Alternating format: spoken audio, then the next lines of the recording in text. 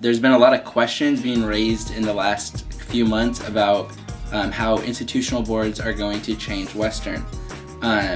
What we've done is try and do some tabling and some forums to get the word out. We've tried to talk to classrooms as well, but we know that that's not going to meet everyone.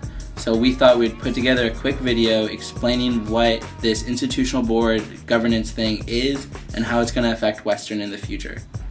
So last spring, Senate Bill 270 and House Bill 3120 were passed in the Oregon legislature, and what it did is it did a massive reform of higher education in Oregon. So according to what's going to happen is OUS, the Oregon University System, is going to be dismantled in the next year and a half and be completely taken over by the Higher Education Coordinating Committee, the HEC, by 2015. Through this process, OUS will slowly start being less of a factor in higher education, and the HEC will start taking over. So what the Higher Education Coordinating Committee, or the HEC, will be doing within Oregon higher education is going to be to distribute funds to the 7 universities and the 17 community colleges around the state, as well as give out the Oregon Opportunity Grant. Within academic purposes, they will be the ones who approve new programs around the state. So if we were going to have a new major or minor, they would be the ones who would be approving it. What's going to be happening though is that with all the other governance over each board and the policies that follow, they're going to be looked over by the institutional boards. So in theory, most campuses will have their own. The only ones who are guaranteed to have their own right now are Oregon State University, University of Oregon, and PSU. They fully come out in saying they want their own institutional board for their school. So the process of going to these, they're going to be raising a lot of questions within the next few months. The regional schools and the technical universities, so ourselves, Western Oregon University, Eastern Oregon, and Southern, along with OIT, all have a question of how we're going to function as a university when the institutional boards take over.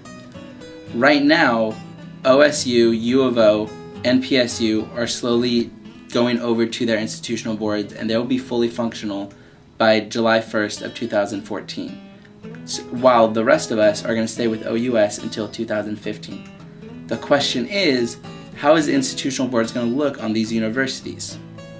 So right now, we have 3 major options that we can look at, or that has been proposed for the regional universities and the technical university to look at and examine to see what might fit their needs, and which we can propose later on this year to have one of these. But to be clear, just because we ask for something doesn't mean we're going to initially get it. We will be just doing a proposal for what we feel Western Oregon will have the best benefits for. Before I talk about the 3 options, I think it's important to kind of note that there wasn't a whole lot of clear guidance within regional and technical schools on how they're going to be governed after this passed.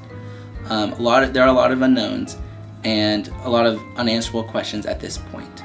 What's been going on is there's been a lot of discussion on what are the possible outcomes of this, of each 3 option, what could be done. And knowing in the talks within Western Oregon University that I had, I know that no decision is going to be made with haste, and there's going to be a very clear indication of whatever proposal we do, it's going to be made in the best regards to the student body of Western Oregon University, and that the administration is very keen on trying to keep our culture and what makes Western special with making this decision. So the 3 options right now are the affiliate campus model, our own institutional board, and a consortium board made up of more than one institution. So out of the 4, it would be a group of all of them together. There's a lot of pros and cons with each one, and I'm not going to go into that in this video. I'm more going to get into a summary in which you can please ask questions to ASWU about each one later on. But going through the pros and cons would take probably more than 15 minutes of your time. So the first, with the affiliate campus model, a brief overview of this is that it would be another university's institutional board governing over Western as well. So they would have governance over Western Oregon University. The second one is having our own institutional board in which we're independent and we have our own an own governance package that would actually look after Western specifically and have that be their primary, their only target to try and better. The third one is a consortium in which the consortium would look over all 4 of them and try and make sure all 4 are doing well and that they're getting taken care of. Like I said, there's a lot of pros and cons with each one, and the finances of each school will play a part, but know that within these 3 options, I really encourage you to come by ASWU, the bottom floor of the Warner Center near the Columbia Room, and we have some information. We've been talking about this a lot, so we are very well informed on helping students understand. This is the best way to get an overall view to everyone as massively as possible. But please come in, ask questions, give us your opinion, and let us know what you think about this.